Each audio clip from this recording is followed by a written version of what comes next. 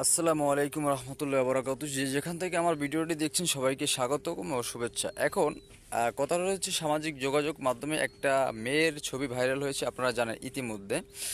তো video quality খারাপ হতে পারে, কারণ আমি নতুন সেট নিয়েছি, কারণ আমার তেমন একটা বাজেট নেই। যতটুকু বাজেট ছিল ততটুকু থেকে একটা ফোন নিয়েছি, অল্প টাকা থেকে, মাত্র 10,000 টাকা। এখন যাই হোক, এই আপনারা বলেন, এই বাংলাদেশে এই সুশীল সমাজে কিছু করে শান্তি নেই।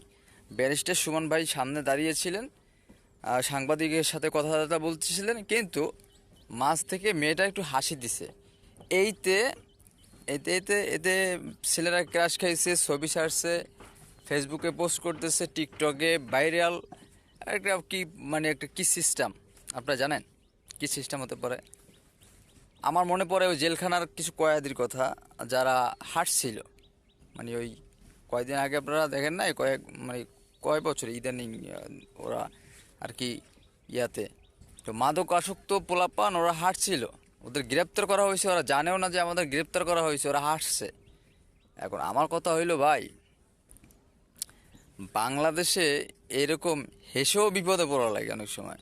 মানুষও কিন্তু হাসে, হাসলেও বিপদে পড়া লাগে। যেরকম অপু ভাই টিকটক থেকে শুরু করে, ইউটিউব থেকে শুরু করে, ফেসবুক থেকে শুরু করে অনেক কিছু প্ল্যাটফর্ম দিয়ে নিয়ে ইউজ করেন, পাশাপাশি উনি আর্ন করেন। কারণ যাকে আপনি পচাবেন সে কিন্তু একদিন না একদিন সে হয়ে দেখাবে যে আমি একটা কিছু করেছি, সে কিন্তু করে দেখাবে।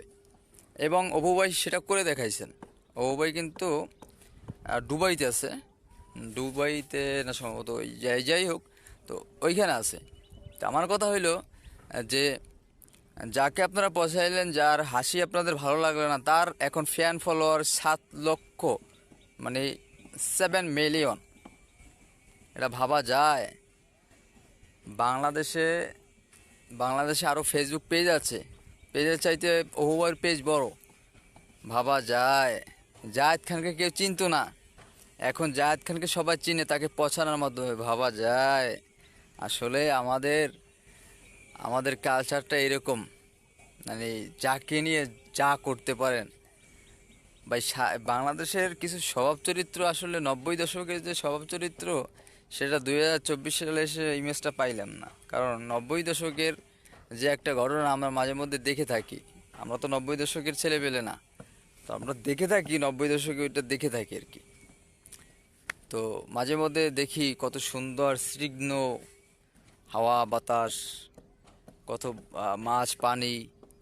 আমাদের এখানে এই যে সুন্দরবন পিছনে, আমার সুন্দরবন পিছনে, এই সুন্দরবনে এখন মাছ নাই, কাঁকড়া নাই, কিছুই নাই, কারণ এরা বীজ দিয়ে মেরে ফেলছে।